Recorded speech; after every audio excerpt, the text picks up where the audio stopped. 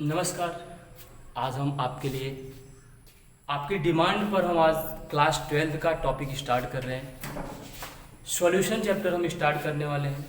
आइए बात करते हैं सॉल्यूशन चैप्टर की। सॉल्यूशन चैप्टर में हम जो यहाँ पढ़ने वाले हैं वो है हमारा ट्रू सॉल्यूशन। True solution. अच्छा, ट्रू सॉल्यूशन जो हम पढ़ने वाले हैं, ठीक है, ट्रू सॉल्यूशन हम पढ़ने वाले हैं। इसमें हम सबसे पहले बात करेंगे किस चीज़ की। आइए सबसे पहले बात करेंगे सॉल्यूशन की कि आखिर सॉल्यूशन क्या होता है। सॉल्यूशन क्या होता है? ठीक है, ये जो सॉल्यूशन होता है इसमें दो चीजें होती हैं। एक आपका सॉल्यूट होता है, दूसरा आपका सॉल्वेंट होता है। मतलब हम सॉल्यूट और सॉल्वेंट को मिक्स करते हैं तो जो बनता है उसे हम क्या बोलते हैं? सॉल्यूशन। आइए, सॉल्यूट और सॉल्वेंट को मिक्स करेंगे तो बनेगा आपका क्या? सॉल्यूशन। अच्छा, अगर ये सॉल्यूशन बनता है, ठीक है, तो इस देखिए होता क्या है, इसका अमाउंट क्या होगा? स्मॉल। सॉल्वेंट क्या होता है? लार्ज अमाउंट में होता है। दो बात होती है। पहली चीज देखिए, आप जो हम आपसे बात करने वाले हैं वो ये है कि जो सॉल्यूट है और जो सॉल्वेंट है, सॉल्वेंट ये जरूरी नहीं हमेशा लार्ज अमाउंट में ही अवेलेबल हो। ठीक है, सॉल्यूशन हमेशा लार्ज अमाउंट में, मतलब सॉल्यूशन में हमेशा सॉल्वेंट लार्ज अमाउंट में अवेलेबल हो, ये जरूरी नहीं है। लेकिन हम जो यहाँ पर पढ़ेंगे वो पढ़ेंगे होमोजीनियस सॉल्यूशन। Homogeneous solution. दूसरी बात, आइए हम डिस्कस करते हैं कि आगे हम क्या डिस्कस करने वाले हैं। सबसे पहले इसमें जानने के लिए हम डिस्कस करते हैं concentration term.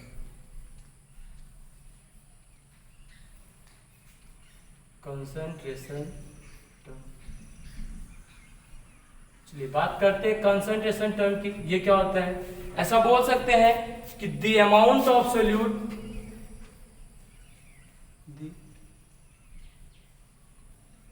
amount of solute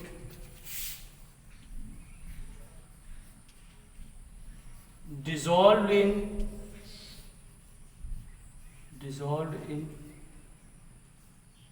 per liter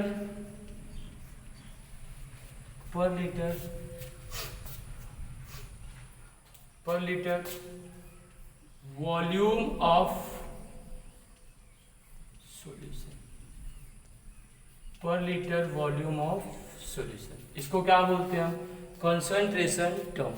concentration term को हम दो कैटेगरी में डिवाइड करते हैं। पहला होता है, आइए बात करते हैं, दो टर्म में डिवाइड करते हैं। पहला होता है टेम्परेचर डिपेंडेंट, दूसरा आपका होता है टेम्परेचर इंडिपेंडेंट। देखिए, हमने इस दो टर्म की बात इसलिए किया है, हमने दो टर्म इसको इसलिए डिवाइड किया कि देखिए, अगर जो टेम्परेचर डिपेंडेंट है इससे आपको टेम्परेचर इंडिपेंडेंट टर्म में जाना है तो आपको डेंसिटी की रिक्वायरमेंट पड़ेगी। मतलब ये हुआ कि अगर हमको एक कंसंट्रेशन टर्म से दूसरे कंसंट्रेशन टर्म में जाना होगा तो हमको चाहिए होगी डेंसिटी। हमको डेंसिटी मिलेगी तभी हम कैलकुलेट कर पाएंगे। चलिए, अगर हम बात करें टेम्परेचर डिपेंडेंट टर्म की तो देखो क्या होते हैं। पहला होता है आपका, पहला जो आपका होता है परसेंटेज V/V। आगे एक एक टर्म को हम डिस्कस करेंगे। सेकेंड होता है आपका W/V और थर्ड आपका होता है मोलैरिटी,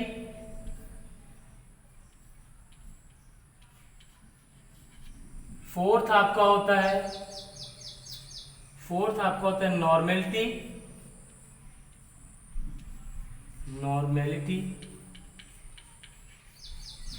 फर्स्ट है आपका V/V और फिर आपका W/V, फिर आपका मोलैरिटी एंड नॉर्मेलिटी, और जो आपका फिफ्थ है वो कंसंट्रेशन इन ppm V/V, मतलब volume upon volume and ppm W/V, मतलब ये जो V/V और W/V था ये ppm में भी होंगे, दैट मीन्स पार्ट्स पर मिलियन में होंगे, जो कहलाएंगे आपके टेम्परेचर डिपेंडेंट कॉन्सेंट्रेशन टर्म। फिर इसके बाद हम 6 की बात करें, 6 हमारा होता है फॉर्मेलिटी। फॉर्मेलिटी F क्या होता है आपका? फॉर्मेलिटी, आइए देख, FORMALIT, फॉर्मेलिटी क्या होता है? ये आपका फॉर्मेलिटी होता है। फॉर्मेलिटी के बाद जो हम डिस्कस करते हैं वो होता है हमारा temperature independent term. Temperature independent term कौन कौन से होते हैं आइए देखते हैं। इसमें पहला होता है आपका percentage W/W, percentage W/W। Second आपका होता है मोलैलिटी, मोलैलिटी।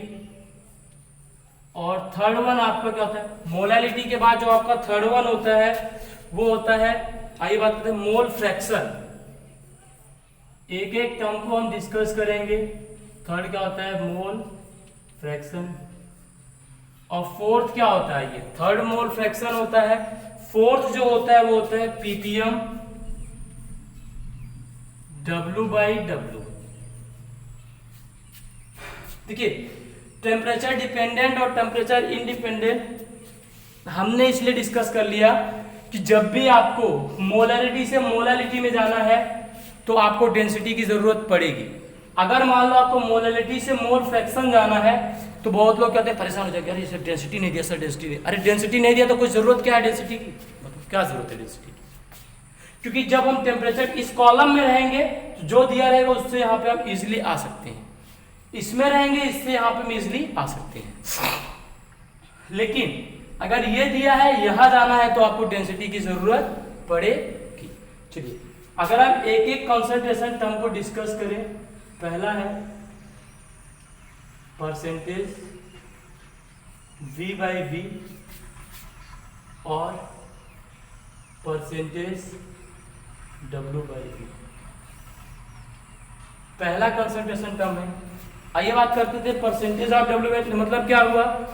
देखिए, अगर हम आपसे कहीं भी बात करेंगे, न्यूमरेटर की अगर हम बात करेंगे तो हमेशा याद रखना एक केस छोड़ के, वो केस है मोलैलिटी का। मोलैलिटी को छोड़ के हर केस में सोल्यूट जो है न्यूमरेटर में आएगा। सोल्यूट कहाँ आएगा? न्यूमरेटर में। और जो आपका सॉल्वेंट है, सॉल्वेंट नहीं, याद रखना, सॉल्वेंट मोलैलिटी में आएगा, यहां पे आएगा सॉल्यूशन। ऑलवेज का कॉन्सेप्ट है ये, हमेशा के लिए आपका ये कॉन्सेप्ट है, ठीक है। अगर इसके बाद हम बात करें आपसे, इसका मतलब परसेंटेज V/V का मतलब क्या होगा समझिएगा। आइए, volume of solute, volume of solute upon क्या हो जाएगा? Volume of solution, volume of solution into, बताइए क्या होगा? अगर एक परसेंटेज V/V की बात करें तो परसेंटेज V/V क्या होगा? Volume of solute upon volume of solution into 100। हमने क्या कहा? एक केस होगा जहां पे सॉल्वेंट आएगा, उसे हम बाद में डिस्कस करेंगे, वो है मोलैलिटी। चलिए, हमारा सेकेंड है टेम्परेचर डिपेंडेंट, अभी कर रहे हैं। सेकेंड है हमारा W/V, इसी में देख लीजिए परसेंटेज W/V। देखिए, W का मतलब क्या हुआ कि वेट ऑफ सोल्यूट। आइए, WEIGHT, weight of solute upon volume of solution, वो भी किस में? लीटर में इंटू 100। चलिए, तो ये percentage W/V, weight of solute upon volume of solution into 100। देखिए, जब हम W/V की बात कर लेंगे तो ये होगा। थर्ड वन आपका होता है, थर्ड में जो हमने लिखा है वो है मोलैरिटी। तो फर्स्ट और सेकेंड तो हम डिस्कस कर चुके हैं। हम अगली बात करें किसकी? मोलैरिटी की।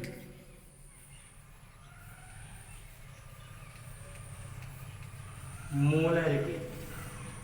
चलिए देखिए, ठीक है, मोलरिटी में आप याद रखना, आपके लिए सबसे जरूरी है मोलरिटी में आपको ये याद रखना कि आपको कितना याद है मोलरिटी में। जैसे अगर आपको मोलरिटी की डिफिनीशन नहीं याद है तो आपके लिए कंफ्यूजन हो जाएगी। That means moles of solute, ऐसा लिख सकते हैं हम कि moles of solute, moles of solute dissolved in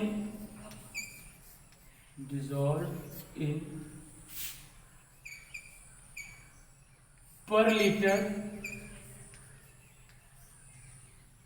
liter volume of solution।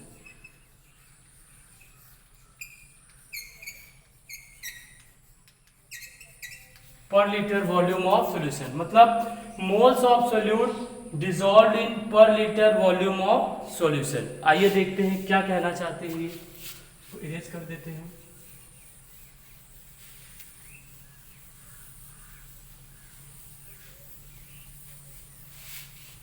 चलिए, कह रहा है molarity equal to moles of solute dissolved in per litre volume of solution. इसका मतलब क्या होगा, मोलरिटी इक्वल टू, देखो मोल्स ऑफ सोल्यूट को हम लिखते हैं NaSO, moles of solute upon per litre volume of solution. Volume किस में होगा, लीटर में। अच्छा एक बात बताइए, अगर मैं मोल्स को क्या लिखूं, weight upon molecular weight, weight upon molecular weight capital है, तो जो मोल्स ऑफ सोल्यूट होगा ये हो जाएगा weight of solute upon molar mass of solute. अगर मैं वॉल्यूम को लूंगा ml में और कर दूंगा 1000 से ऊपर मल्टीप्लाई, ये वो फॉर्मूला है जो आपकी NCERT में गिवन है। मोलरिटी क्या होती है, moles of solute dissolved in per litre volume of solution. अच्छा इसके बाद अगर हम बात करें स्ट्रेंथ की, एक अलग सा टर्म होता है ये स्ट्रेंथ। सबसे पहले हम स्ट्रेंथ को समझते हैं, ये क्या होता है, ये होता है मास ऑफ सोल्यूट, क्या, mass of solute, mass of solute क्या, dissolved in, mass of solute dissolved in, mass of solute dissolved in per litre, mass of solute dissolved in per litre volume of solution. इसका मतलब क्या हो जाएगा कि अगर हम स्ट्रेंथ की बात करें तो होगा मास of solute dissolved in per litre volume of solution. मतलब अगर हम स्ट्रेंथ को नोट करें एस से, ये हो जाएगा मास of solute, mass of solute upon, mass of solute upon क्या हो जाएगा जरा बताइएगा, वॉल्यूम ऑफ सॉल्यूशन, किसमें, लीटर में, वॉल्यूम ऑफ सॉल्यूशन किसमें होगी, लीटर में। पहली चीज आइए अब एक बात हम करते हैं, देखिए हमको क्या पता है मोलरिटी इक्वल टू क्या होता है, आइए डायरेक्ट हम ग्राम से नहीं लेके चलेंगे, सीधा हम वॉल्यूम से करेंगे, ठीक है। होता है, देखिए क्या होगा, W, मोलर मास को हम m0 से रिप्रेजेंट कर देते हैं क्योंकि मोलरिटी हमारी कैपिटल M है। तो देखो W अपॉन m0 इंटू, और ये आपका स्ट्रेंथ है जिसको हम लिखते हैं W बाई V। देखिए स्ट्रेंथ क्या है,